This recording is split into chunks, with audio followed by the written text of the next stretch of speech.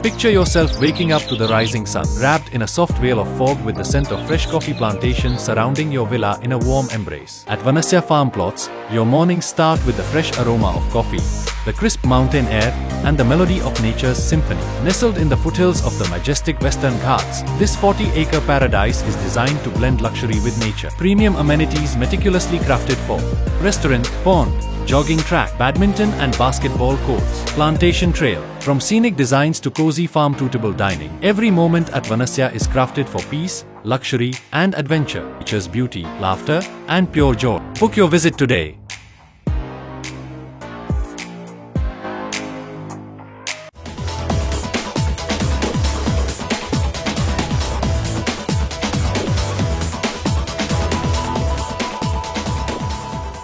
Hi friends, ಇದು mastmaga.com international bulletin ಸುತ್ತು ಜಗತ್ತು. ನಾನು ಅಮರ್ ಪ್ರಸಾದ್. ರಷ್ಯಾ ಯುಕ್ರೇನ್ ಯುದ್ಧದಲ್ಲಿ ಮತ್ತೊಂದು ಮಹತ್ವದ ಬೆಳವಣಿಗೆಯಾಗಿದೆ. ಯುಕ್ರೇನ್ನ ಆಪರೇಷನ್ ಸ್ಪೈಡರ್ ವೆಬ್ಗೆ ಪ್ರತಿಕಾರವಾಗಿ ರಷ್ಯಾ ಭಾರೀ ದಾಳಿ ಮಾಡಿದೆ. ಯುಕ್ರೇನ್ ಕನಸಿನಲ್ಲೂ ಡ್ರೋನ್ಗೆ ಕೈ ಹಾಕಬಾರದು, ಆ ರೀತಿ ಯುಕ್ರೇನ್ ಮೇಲೆ ಡ್ರೋನ್ಗಳ ಮಳೆ ಸುರಿಸಿದೆ. ಹಲವು ನಗರಗಳನ್ನು ಗುರಿಯಾಗಿಸಿ 400ಕ್ಕೂ ಅಧಿಕ ಡ್ರೋನ್ ಮತ್ತು 40ಕ್ಕೂ ಅಧಿಕ ಮಿಸೈಲ್ಗಳಿಂದ ಹೊಡೆದಿದೆ. ಪರಿಣಾಮ ಯುಕ್ರೇನ್ ರಾಜಧಾನಿ ಕಿಯೇವ್ ಬಹುತೇಕ ಧ್ವಂಸ ಆಗೋಗಿದೆ. ಮೆಟ್ರೋ ಹಳಿಗಳು ಕಿತ್ಕೊಂಡು ಹೋಗಿದ್ದಾವೆ. ಸಂಪೂರ್ಣ ಮೆಟ್ರೋ ಸೇವೆಯನ್ನು ಸ್ಟಾಪ್ ಮಾಡಬೇಕಾಗಿ ಬಂದಿದೆ. ಹಲವು ಕಡೆ ಅವಶೇಷಗಳ ಮಳೆ ಸುರಿದು ನಗರದ ತುಂಬ ಬೆಂಕಿ ಹತ್ಕೊಂಡಿರೋದು ಕಂಡುಬಂದಿದೆ. ಇದುವರೆಗೆ ಕನಿಷ್ಠ 12 ಮಂದಿ ಮೃತಪಟ್ಟು ಸುಮಾರು 80 ಮಂದಿ ಗಾಯಗೊಂಡಿದ್ದಾರೆ. ಸಾವಿನ ಸಂಖ್ಯೆ ಮತ್ತಷ್ಟು ಜಾಸ್ತಿ ಆಗಬಹುದು ಅಂತ ಹೇಳಲಾಗ್ತಿದೆ. ರಷ್ಯನ್ ದಾಳಿಯಿಂದ ಬಚಾವಾಗೋಕೆ ಜನ ಮೆಟ್ರೋ ಸ್ಟೇಷನ್ ಮತ್ತು ಅಂಡರ್ ಗ್ರೌಂಡ್ ಕಾರ್ ಪಾರ್ಕಿಂಗ್ ಸ್ಥಳದಲ್ಲಿ ಆಶ್ರಯ ಪಡೆದಿದ್ರು.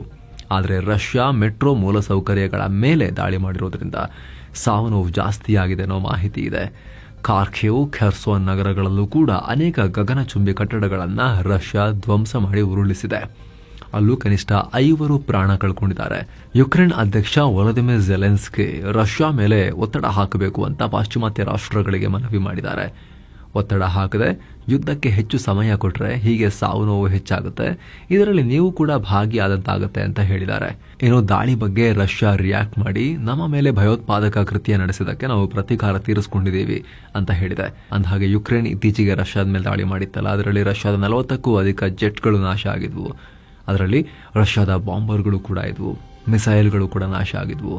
ಶಾಂತಿ ಮಾತುಕತೆ ನಡೀತಾ ಇರೋ ಹೊತ್ತಲ್ಲೇ ಯಾರೂ ಊಹಿಸಲಾಗದ ರೀತಿಯಲ್ಲಿ ಯುಕ್ರೇನ್ ರಷ್ಯಾಗೆ ಪೆಟ್ಟು ಕೊಟ್ಟಿತ್ತು. ಆನಂತರ ಅಮೆರಿಕ ಅಧ್ಯಕ್ಷ ಡೊನಾಲ್ಡ್ ಟ್ರಂಪ್ ಜೊತೆಗೆ ಮಾತನಾಡಿದ ರಷ್ಯಾ ಅಧ್ಯಕ್ಷ ಪುಟಿನ್, ಯುಕ್ರೇನ್ ದಾಳಿಗೆ ನಾವು ಪ್ರತಿಕ್ರಿಯೆ ಕೊಡ್ತೀವಿ, ಅವರನ್ನ ಸುಮ್ಮನೆ ಬಿಡಲ್ಲ ಅಂತ ಹೇಳಿದರು. ಅದರ ಬೆನ್ನಲ್ಲೇ ಈ ಬೃಹತ್ ದಾಳಿ ಮಾಡಿದ್ದಾರೆ ಪುಟಿನ್. ಹೀಗಾಗಿ ಯುಕ್ರೇನ್ ಪರಿಸ್ಥಿತಿ ಎಲ್ಲಿಗೆ ಹೋಗುತ್ತೆ ಅನ್ನೋದು ಈಗ ಬಹಳ ಆತಂಕ ಕಾರಣ ಆಗಿದೆ. ಅಮೆರಿಕ ಅಧ್ಯಕ್ಷ ಡೊನಾಲ್ಡ್ ಟ್ರಂಪ್ ಮತ್ತು ಟೆಕ್ ದಿಗ್ಗಜ ಇಲಾನ್ ಮಸ್ಕ್ ನಡುವೆ ಕಿತ್ತಾಟ ಜೋರಾಗ್ತಿದೆ. ಇಬ್ಬರ ನಡುವಿನ ಸಂಘರ್ಷವನ್ನ ಕಮ್ಮಿ ಮಾಡೋಕೆ ಶುಕ್ರವಾರ ತಡರಾತ್ರಿ ಮಸ್ಕ್ ಟ್ರಂಪ್ಗೆ ಕಾಲ್ ಮಾಡಿದ್ದು, ಟ್ರಂಪ್ ಕಾಲ್ ಸ್ವೀಕರಿಸಿಲ್ಲ ಅಂತ ಗೊತ್ತಾಗಿದೆ. ಈ ಬಗ್ಗೆ ಮಾಧ್ಯಮದವರು ಕೇಳಿದಾಗ, ಆ ತಲೆ ಕೆಟ್ಟಿರೋ ವ್ಯಕ್ತಿ ಕಾಲ್ನ ರಿಸೀವ್ ಮಾಡೋಕೆ ಹೇಳ್ತಾ ಇದ್ದೀರಾ ಅಂತ ಕೇಳಿದ್ದಾರೆ ಟ್ರಂಪ್.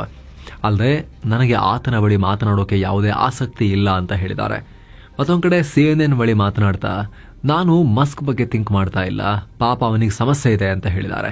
ಅಲ್ಲದೆ ತಮ್ಮ ಆಪ್ತರ ಬಳಿ ಕೂಡ ಮಸ್ಕ್ ಮಾದಕ ವಸ್ತು ಬಳಸೋದ್ರಿಂದ ಈ ರೀತಿ ಆಡ್ತಾ ಇದ್ದಾರಾ, ಸ್ವಲ್ಪ ಚೆಕ್ ಮಾಡಿ ಅಂತ ಟ್ರಂಪ್ ಹೇಳಿದಾರಂತೆ.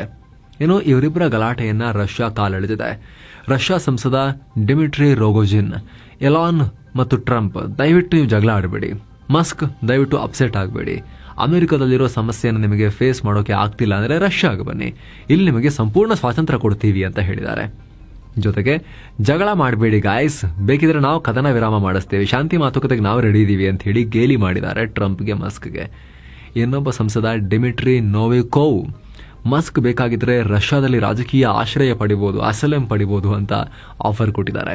ಅಂತ ಯುರೋಪಿಯನ್ ಒಕ್ಕೂಟ ಕೂಡ ಮಸ್ಕ್ ಆಗಿ ತನ್ನ ಬಾಗಿಲನ್ನು ತೆರೆದಿದೆ. ಯುರೋಪಿಯನ್ ಕಮಿಷನ್ ವಕ್ತಾರರಾಗಿರೋ ಪೌಲಾ ಪೆನೋ ಮಸ್ಕ್ಗೆ ದೊಡ್ಡ ಸ್ವಾಗತ ಕೋರಿದ್ದಾರೆ. ಅಂದಹಾಗೆ ಮಸ್ಕ್ ತಮ್ಮ ಬಿಸ್ನೆಸ್ ಅನ್ನ ಯುರೋಪ್ಗೆ ಮೂವ್ ಮಾಡೋಕೆ ಆಸಕ್ತಿ ತೋರಿದ್ರೆ ಏನ್ ಮಾಡ್ತೀರಾ ಅಂತ ಕೇಳಿದಾಗ, ಅವರನ್ನ ವೆಲ್ಕಮ್ ಮಾಡ್ತೀವಿ, ಹಿ ಈಸ್ ವೆರಿ ವೆಲ್ಕಮ್ ಅಂತ ಹೇಳಿದ್ದಾರೆ.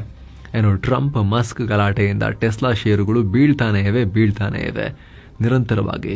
ಈ ವರ್ಷ ಟೆಸ್ಲಾ ಮಾರುಕಟ್ಟೆ ಮೌಲ್ಯ ಬರೋಬ್ಬರಿ $380 ಬಿಲಿಯನ್ ಖಾಲಿಯಾಗಿದೆ. ಏನೋ ಭಾರತದ ಸರ್ವಪಕ್ಷ ನಿಯೋಗತ್ತರ ಜಾಗತಿಕ ಬೆಂಬಲ ಪಡೆಯೋಕೆ ಪಾಕಿಸ್ತಾನದ ಮಾಜಿ ವಿದೇಶಾಂಗ ಸಚಿವ ಬಿಲಾವಲ್ ಭುಟ್ಟೋ ಜರ್ದಾರಿ ನೇತೃತ್ವದ ನಿಯೋಗ ಅಮೆರಿಕಗೆ ಹೋಗಿತ್ತು. ಈ ವೇಳೆ ಅಮೆರಿಕ ಸರಿಯಾಗಿ ಈ ನಿಯೋಗದ ಕಿವಿ ಹಿಂಡಿ ಕಳಿಸಿದೆ. ಪಾಕಿಸ್ತಾನ ಮೊದಲು ಜೈಷ್ ಉಗ್ರ ಸಂಘಟನೆಯನ್ನ ಕಿತ್ತು ಹಾಕಬೇಕು ಅಂತ ಅಮೆರಿಕ ಸಂಸದ ಬ್ರಾಡ್ ಶರ್ಮನ್ ಪಾಕ್ ಸಂಸದರ ಮುಖಕ್ಕೆ ಹೊಡೆದಂಗೆ ಹೇಳಿದ್ದಾರೆ. ಈ ಬಗ್ಗೆ ಎಕ್ಸ್ನಲ್ಲಿ ಪೋಸ್ಟ್ ಹಾಕಿ ಪಾಕಿಸ್ತಾನ ಮೊದಲು ಭಯೋತ್ಪಾದನೆ ವಿರುದ್ಧ ಹೋರಾಡಬೇಕು, 2002ರಲ್ಲಿ ಅಮೆರಿಕದ ಜರ್ನಲಿಸ್ಟ್ ಡ್ಯಾನಿಯಲ್ ಪರ್ಲ್ರನ್ನ ಹತ್ಯೆ ಮಾಡಿದ್ದ ಜೈಷ್ ಉಗ್ರ ಸಂಘಟನೆಯನ್ನು ನಿರ್ನಾಮ ಮಾಡಬೇಕು, ಪಾಕಿಸ್ತಾನದಲ್ಲಿ ಧಾರ್ಮಿಕ ಅಲ್ಪಸಂಖ್ಯಾತರನ್ನ ರಕ್ಷಿಸೋ ಕಡೆ ಗಮನ ಹರಿಸಬೇಕು, ಕ್ರಿಶ್ಚಿಯನ್ನರು, ಹಿಂದೂಗಳು ಮತ್ತು ಅಹಮದಿಯಾ ಮುಸ್ಲಿಮರಿಗೆ ಭಯ ಇಲ್ಲದೆ ಅವರಿಷ್ಟ ಬಂದ ಹಾಗೆ ಧಾರ್ಮಿಕ ಆಚರಣೆಗಳನ್ನು ಮಾಡೋಕೆ ಅನುಮತಿ ಕೊಡಬೇಕು, ಎಲ್ಲರನ್ನ ಸಮಾನವಾಗಿ ನೋಡಬೇಕು ಅಂತ ಪಾಠ ಮಾಡಿದ್ದಾರೆ. ಅಂದಹಾಗೆ ಅಮೆರಿಕಾಗೆ ಭೇಟಿ ಕೊಟ್ಟ ವುಟೋ ಮತ್ತು ನಿಯೋಗ ವಿಶ್ವಸಂಸ್ಥೆಯ ಸೆಕ್ರೆಟರಿ ಜನರಲ್ ಆಂಟೋನಿಯೋ ಗುಟೆರಸ್ ರನ್ನ ಮೀಟ್ ಮಾಡಿದೆ. ಭದ್ರತಾ ಮಂಡಳಿಯ ರಾಯಭಾರಿಗಳನ್ನ ಕೂಡ ಮೀಟ್ ಮಾಡಿದೆ. ಮತ್ತೊಂದು ಕಡೆ ಪಾಕ್ನಿಂದ ನಮಗೆ ಸ್ವಾತಂತ್ರ್ಯ ಬೇಕು ಅಂತ ಹೋರಾಡ್ತಿರೋ ಬಲೂಚಿಗಳು ಅಬ್ಬರವನ್ನ ಮುಂದುವರೆಸಿದ್ದಾರೆ. ಇದೀಗ ಪಾಕ್ನ ನೋಶ್ಕಿ, ಕಲಾಟ್, ಮಸ್ತೂಂಗ್ ಮತ್ತು ಕ್ವೆಟಾದಲ್ಲಿ ಪ್ರತ್ಯೇಕ ದಾಳಿ ನಡೆಸಿದ್ದಾರೆ. ಈ ವೇಳೆ ಪಾಕ್ ಸೇನೆಯ 12 ಸೈನಿಕರನ್ನ ಹತ್ಯೆ ಮಾಡಿದೀವಿ ಅಂತ BLA ಸ್ಟೇಟ್ಮೆಂಟ್ ರಿಲೀಸ್ ಮಾಡಿದೆ.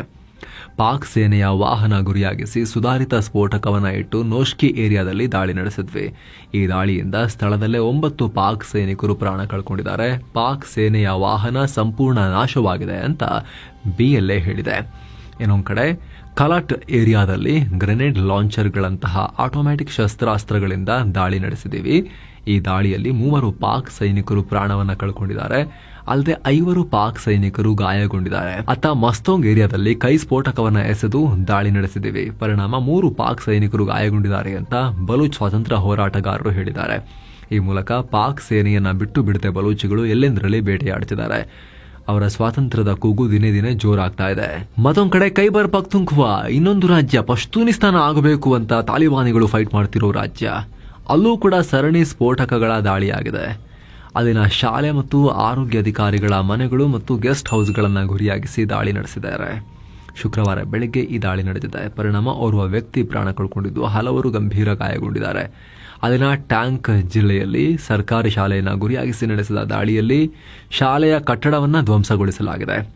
ಮಕ್ಕಳು ಇಲ್ಲೇ ಇರೋ ಟೈಮ್ನಲ್ಲಿ ಶಾಲೆಯ ಕಟ್ಟಡವನ್ನ ಬೀಳಿಸೋ ಉದ್ದೇಶದಿಂದ ದಾಳಿ ನಡೆದಿರೋದು ಇಲ್ಲಿ ಕಾಣಿಸ್ತಾ ಇದೆ. ಈ ಖೈಬರ್ ಪಖ್ತೂನ್ಖ್ವಾದಲ್ಲಿ ಪಶ್ತೂನಿಸ್ತಾನ್ಗೋಸ್ಕರ ಫೈಟ್ ಮಾಡ್ತಿರೋ TTP ಅಂದ್ರೆ ತಾಲಿಬಾನ್ನ ಪಾಕಿಸ್ತಾನ ಘಟಕ ದಾಳಿ ಮಾಡಿರಬಹುದು ಅಂತ ಹೇಳಲಾಗ್ತಿದೆ. ಪಾಕ್ ಆಕ್ರಮಿತ ಕಾಶ್ಮೀರದ ಉಗ್ರ ಕ್ಯಾಂಪ್ಗಳನ್ನ ಗುರಿಯಾಗಿಸಿ ಭಾರತ ಆಪರೇಷನ್ ಸಿಂಧೂರ್ ಹೆಸರಲ್ಲಿ ದೊಡ್ಡ ಕಾರ್ಯಾಚರಣೆ ಮಾಡಿತ್ತಲ್ಲ. ಈ ವೇಳೆ ಪಾಕ್ನ ಬಹವಲ್ಪುರ್ನಲ್ಲಿರೋ ಜೈಷ್ ಉಗ್ರ ಸಂಘಟನೆಯ ಹೆಡ್ ಕ್ವಾರ್ಟರ್, ಇದು POK ಅಲ್ಲ, ಮೇನ್ಲ್ಯಾಂಡ್ ಪಾಕಿಸ್ತಾನದ ಪಂಜಾಬ್ನಲ್ಲಿರುವಂತಹ ಜೈಷ್ ಉಗ್ರ ಸಂಘಟನೆಯ ಹೆಡ್ ಕ್ವಾರ್ಟರ್ ಮರ್ಕಜ್ ಸುಬಾನಲ್ಲಾ ಕ್ಯಾಂಪ್ ಧ್ವಂಸ ಆಗಿತ್ತು. ಇದೀಗ ಈ ಕ್ಯಾಂಪ್ ಸಂಪೂರ್ಣ ನಾಶ ಆಗಿ ಹೋಗಿದೆ. ಗೂಗಲ್ ಮ್ಯಾಪ್ನಲ್ಲಿ ಇದನ್ನ ಪರ್ಮನೆಂಟ್ಲಿ ಕ್ಲೋಸ್ಡ್ ಅಂತ ಮುಚ್ಚಲಾಗಿದೆ, ಆ ರೀತಿ ಲೇಬಲ್ ಮಾಡಲಾಗಿದೆ. ಅಂದಹಾಗೆ ಈ ಜೈಷ್ ಹೆಡ್ ಕ್ವಾರ್ಟರ್ ಅನ್ನ ಭಾರತಕ್ಕೆ ಬೇಕಾಗಿರೋ ಮೋಸ್ಟ್ ವಾಂಟೆಡ್ ಉಗ್ರ ಹುಳು ಮಸೂದ್ ಅಜರ್ ಸ್ಥಾಪನೆ ಮಾಡಿದ್ದ. ಇಲ್ಲಿ ಉಗ್ರ ಸಂಘಟನೆಗೆ ನೇಮಕಾತಿ, ಹಣ ಸಂಗ್ರಹ ಮತ್ತು ಉಗ್ರರಿಗೆ ಟ್ರೈನಿಂಗ್ ಕೂಡ ಕೊಡಲಾಗ್ತಾ ಇತ್ತು. ಈ ಚಟುವಟಿಕೆಗಳನ್ನ ಮುಚ್ಚಿಡೋಕೆ ಇದಕ್ಕೆ ಮಸೀದಿ, ಧಾರ್ಮಿಕ ಜಾಗ ಅಂತ ಹೇಳಿ ಮುಖವಾಡ ಹಾಕಲಾಗಿತ್ತು. ಆಪರೇಷನ್ ಸಿಂಧೂರ್ ವೇಳೆ ಮುಲಾಲ್ ಜಿಲ್ಲೆ ಭಾರತ ಇದನ್ನ ಕುಟ್ಟಿ ಕೆಡವಿತ್ತು. ಸೇನೆ ಕೂಡ ಈ ಕ್ಯಾಂಪ್ ಮೇಲೆ ದಾಳಿ ನಡೆಸಿದ ವಿಡಿಯೋವನ್ನ, ಸ್ಯಾಟಲೈಟ್ ಇಮೇಜಸ್ ಅನ್ನ ಶೇರ್ ಮಾಡಿತ್ತು. ಅಲ್ಲಿ ಬರೀಗ ಅವಶೇಷಗಳು ಮಾತ್ರ ತುಂಬಿಕೊಂಡಿದ್ದಾವೆ. ಈಗ ಗೂಗಲ್ ಕೂಡ ಇದು ಪರ್ಮನೆಂಟ್ಲಿ ಕ್ಲೋಸ್ಡ್ ಅಂತ ಅಪ್ಡೇಟ್ ಮಾಡಲಾಗಿದೆ ಅನ್ನೋದನ್ನ ತೋರಿಸ್ತಾ ಇದೆ. ಇನ್ನು ವಿಶ್ವದ 2 ಪ್ರಬಲ ಆರ್ಥಿಕತೆಗಳಾದ ಅಮೆರಿಕ ಮತ್ತು ಚೀನಾ ಸಂಬಂಧದಲ್ಲಿ ಪಾಸಿಟಿವ್ ಬೆಳವಣಿಗೆಗಳಾಗ್ತಾ ಇದ್ದಾವೆ. ಜೂನ್ 9 ಅಂದ್ರೆ ಸೋಮವಾರ ಲಂಡನ್ನಲ್ಲಿ ಅಮೆರಿಕ ಚೀನಾ ಮಧ್ಯೆ ಹೈ ಲೆವೆಲ್ ವ್ಯಾಪಾರ ಮಾತುಕತೆ ನಡೆಯುತ್ತೆ. ಈ ಮಾತುಕತೆಯಲ್ಲಿ ಅಮೆರಿಕ ವಾಣಿಜ್ಯ ಕಾರ್ಯದರ್ಶಿ ಹಾವರ್ಡ್ ಲಟ್ನಿಕ್ ಹಾಗೆ ಟ್ರೆಷರಿ ಸೆಕ್ರೆಟರಿ ಸ್ಕಾಟ್ ಬೆಸೆಂಟ್, ಅಮೆರಿಕದ ವ್ಯಾಪಾರ ಪ್ರತಿನಿಧಿ ಜೆಮಿಸನ್ ಗ್ರೀರ್ ಮತ್ತು ಚೀನಾದ ವ್ಯಾಪಾರ ಪ್ರತಿನಿಧಿಗಳು ಪಾಲ್ಗೊಳ್ತಾರೆ ಅಂತ ಟ್ರಂಪ್ ಅನೌನ್ಸ್ ಮಾಡಿದ್ದಾರೆ.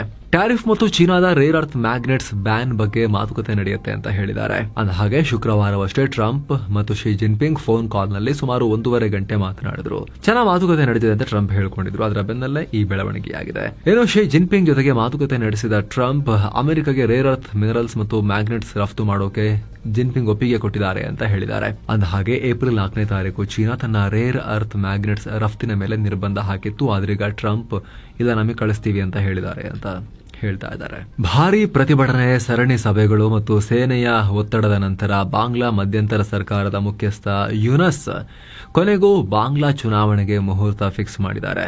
2026ರ ಏಪ್ರಿಲ್ ಆರಂಭದಲ್ಲಿ ಬಾಂಗ್ಲಾ ಚುನಾವಣೆ ನಡೆಸೋದಾಗಿ ಯೂನಸ್ ಘೋಷಿಸಿದ್ದಾರೆ. ಬಾಂಗ್ಲಾ ಚುನಾವಣಾ ಆಯೋಗ ಕೂಡ ಮುಂದಿನ ತಿಂಗಳು ಚುನಾವಣಾ ಮಾರ್ಗಸೂಚಿ ಬಿಡುಗಡೆ ಮಾಡ್ತಾರೆ ಅಂತ ಹೇಳಿದೆ. ಏನೋ ಈ ಘೋಷಣೆ ನಂತರ ಅಲ್ಲಿನ ರಾಜಕೀಯ ಪಕ್ಷಗಳು ಮಿಶ್ರ ಪ್ರತಿಕ್ರಿಯೆ ವ್ಯಕ್ತಪಡಿಸಿವೆ. ಬಾಂಗ್ಲಾ ಮಾಜಿ ಪ್ರಧಾನಿ ಖಲೀದಾ ಜಿಯಾರ ಬಾಂಗ್ಲಾದೇಶ್ ನ್ಯಾಷನಲ್ ಪಾರ್ಟಿ ಈ ಘೋಷಣೆ ಬಾಂಗ್ಲಾ ಜನರ ಬೇಡಿಕೆಗಳನ್ನ ಪೂರೈಸಿಲ್ಲ ಅಂತ ಹೇಳಿದ್ದಾರೆ. ಅಲ್ಲದೆ ಸುಮಾರು 50 ರಾಜಕೀಯ ಪಕ್ಷಗಳು ಡಿಸೆಂಬರ್ನಲ್ಲಿ ಚುನಾವಣೆ ನಡೆಸಿ ಅಂತ ಬೇಡಿಕೆ ಇಟ್ಟಿದ್ವು. ಸರ್ಕಾರ ಮನಸ್ಸು ಮಾಡಿದ್ರೆ ಜನವರಿಗೂ ಕೂಡ ಎಲೆಕ್ಷನ್ ನಡೆಸಬಹುದಾಗಿತ್ತು ಅಂತ ಹೇಳಿದ್ದಾರೆ. ಇತ್ತ ಜಮಾತೆ ಇಸ್ಲಾಮಿ ಪಾರ್ಟಿ ಈ ಚುನಾವಣೆಗೆ ಬೆಂಬಲವನ್ನು ವ್ಯಕ್ತಪಡಿಸಿದೆ. ಇದು ಒಳ್ಳೆ ಬೆಳವಣಿಗೆ ಅಂತ ಹೇಳಿದೆ. ಇಲ್ಲಿ ಇಂಟ್ರೆಸ್ಟಿಂಗ್ ಏನಾಗುತ್ತೆ ಗೊತ್ತಾ, ಹೋಗ್ತಾ ಹೋಗ್ತಾ ಶೇಖ್ ಹಸೀನಾರ ಪಾರ್ಟಿ ಅವಾಮಿ ಲೀಗ್ ಇದೆಯಲ್ಲ, ಅದನ್ನೀಗ ಬ್ಯಾನ್ ಮಾಡಕ್ ಹೊರಟಿದ್ದಾರೆ. ಅದನ್ನ ನಾಶಗೊಳಿಸ್ತಾ ಇದ್ದಾರೆ. ಯೂನಸ್ ಅಂಡ್ ಮತಾಂಧರ ಗ್ಯಾಂಗ್ ಅವರನ್ನ ಚುನಾವಣೆ ಸ್ಪರ್ಧೆ ಮಾಡೋಕೆ ಬಿಡ್ತಾರಾ ಇಲ್ವಾ ಅನ್ನೋದೇ ಈಗ ತುಂಬಾ ಕ್ರೂಷಿಯಲ್ ಆಗುತ್ತೆ ಮುಂದಿನ ದಿನಗಳಲ್ಲಿ. ಬಾಂಗ್ಲಾ ಹೇಗೆ ಹೋಗುತ್ತೆ ಅನ್ನೋದಕ್ಕೆ ಸಂಬಂಧಪಟ್ಟಂತೆ ಏನೋ ಇಸ್ರೇಲ್ ದಾಳಿಯಿಂದ ಕಂಗೆಟ್ಟಿರೋ ಯುದ್ಧ ಪೀಡಿತ ಗಾಜಾದಲ್ಲಿ ಆಹಾರ ಬೆಲೆಗಳು ಗಗನಕ್ಕೇರಿವೆ. ಎಕ್ಸಾಂಪಲ್ ಏನ್ ಗೊತ್ತಾ, ಪ್ಯಾಲೆಸ್ತೇನ್ ವ್ಯಕ್ತಿಯೊಬ್ಬ ಗಾಜಾದಲ್ಲಿ ಪಾರ್ಲೆಜಿ ಬಿಸ್ಕೆಟ್ ಬೆಲೆ ಏರಿಕೆ ಬಗ್ಗೆ ಪೋಸ್ಟ್ ಹಾಕೊಂಡಿದ್ದಾರೆ. ಬರೀ 5 ರೂಪಾಯಿಗೆ ಭಾರತದಲ್ಲಿ ಸಿಗೋ ಪಾರ್ಲೆಜಿ ಬಿಸ್ಕೆಟ್ ಬೆಲೆ 2,500 ರೂಪಾಯಿಗೆ ಸೇಲ್ ಆಗ್ತಾ ಇದೆ ಪ್ಯಾಲೆಸ್ತೇನ್ನಲ್ಲಿ. ಮೊಹಮ್ಮದ್ ಜಾವೇದ್ ಅನ್ನೋ ವ್ಯಕ್ತಿ ಬಹಳ ದಿನ ಕಾದ ನಂತರ ನಾನು ಫೈನಲಿ ನನ್ನ ಮಗಳಿಗೆ ಅವಳ ಫೇವರೇಟ್ ಬಿಸ್ಕೆಟ್ಸ್ ಅನ್ನ ತಗೊಂಡ್ಬಂದಿದ್ದೀನಿ. ಅದರ ಬೆಲೆ 1.5 ಯೂರೋನಿಂದ ಸುಮಾರು 24 ಯೂರೋಗೆ ತಲುಪಿದೆ. ಆದ್ರೆ ನಾನು ಬಿಸ್ಕೆಟ್ ಕೊಂಡುಕೊಳ್ಳೋದನ್ನ ಬಿಡಲ್ಲ, ಯಾಕಂದ್ರೆ ಅದು ನನ್ನ ಮಗಳಿಗೆ ಫೇವರೇಟ್ ಅಂತ ಬರ್ಕೊಂಡಿದ್ದಾರೆ. ಈ ಪೋಸ್ಟ್ ಎಲ್ಲ ಕಡೆ ವೈರಲ್ ಆಗಿದೆ. ಕೆಲವರು ಭಾರತದ ಅಧಿಕಾರಿಗಳಿಗೆ ಮತ್ತು ಬಾರ್ಲೆ ಕಂಪನಿಗೆ ಹೆಲ್ಪ್ ಮಾಡ್ರಿ ಅವರಿಗೆ ಅಂತ ಟ್ಯಾಗ್ ಮಾಡಿದ್ದಾರೆ. ಇನ್ನು ಇದೇ ಗಾಜಾದಲ್ಲಿ 1 ಕೆಜಿ ಸಕ್ಕರೆ ಬೆಲೆ 4,914 ರೂಪಾಯಿ, 1 ಲೀಟರ್ ಅಡುಗೆ ಎಣ್ಣೆ ಬೆಲೆ 4,717 ರೂಪಾಯಿ, 1 ಕೆಜಿ ಆಲೂಗೆಡ್ಡೆ ಬೆಲೆ 1,965 ರೂಪಾಯಿ, 1 ಕೆಜಿ ಈರುಳ್ಳಿ ಬೆಲೆ 4,400 ರೂಪಾಯಿಗೂ ಜಾಸ್ತಿ, 1 ಕೆಜಿ ಕಾಫಿ ಪೌಡರ್ ಬೆಲೆ 1,800 ರೂಪಾಯಿ ಆಗಿದೆ. ಹೀಗೆ ಹಲವು ದಿನಬಳಕೆ ವಸ್ತುಗಳು ಬೆಲೆ ಜಾಸ್ತಿ ಆಗಿದಾವೆ. ಇಲ್ಲಿ ಮುಖ್ಯವಾಗಿ ಇಸ್ರೇಲ್ ನಿರಂತರವಾಗಿ ಗಾಜಾದಲ್ಲಿ ದಾಳಿ ಮಾಡ್ತಾ ಇದೆ. ಮಾನವೀಯ ನೆರವು ಕೂಡ ಹೋಗೋದನ್ನ ಬ್ಲಾಕ್ ಮಾಡಲಾಗಿತ್ತು, ಶಾರ್ಟೇಜ್ ಆಗಿರುತ್ತೆ. ಮತ್ತೊಂದು ಕಡೆ ಹಮಸ್ ಕೂಡ ಮಾನವೀಯ ನೆರವನ್ನ ದುರುಪಯೋಗ ಪಡಿಸ್ಕೊಳ್ತಾ ಇದ್ದಾರೆ. ದುಬಾರಿ ಬೆಲೆ ಏರಿಕೆ ಆಗ್ಲಿಕ್ಕೆ ಹಮಸ್ನವರು ಲೂಟಿ ಮಾಡ್ತಿರೋದು ಕೂಡ ಕಾರಣ ಅನ್ನೋ ಆರೋಪಗಳನ್ನ ಕೂಡ ಮಾಡಲಾಗ್ತಾ ಇದೆ. ಈ ದುಬಾರಿ ಬೆಲೆಗೆ ಮಾರಾಟ ಆಗ್ತಿರೋದ್ರ ಹಿಂದೆ ಹಮಸ್ನ ಕೈವಾಡ ಇದೆ, ಅವರು ದುಡ್ಡು ನುಂಗ್ತಿದ್ದಾರೆ ಅನ್ನೋ ಟೀಕೆಯನ್ನ ಕೂಡ ಮಾಡಲಾಗ್ತಿದೆ. ಸೊ ಫ್ರೆಂಡ್ಸ್, ಇದಾಗಿತ್ತು ಇವತ್ತಿನ ಜಗತ್ತಿನ ಸುತ್ತಾಟ. ಮತ್ತೆ ಭೇಟಿ ಆಗ್ತಿರೋಣ. ನಮಸ್ತೆ.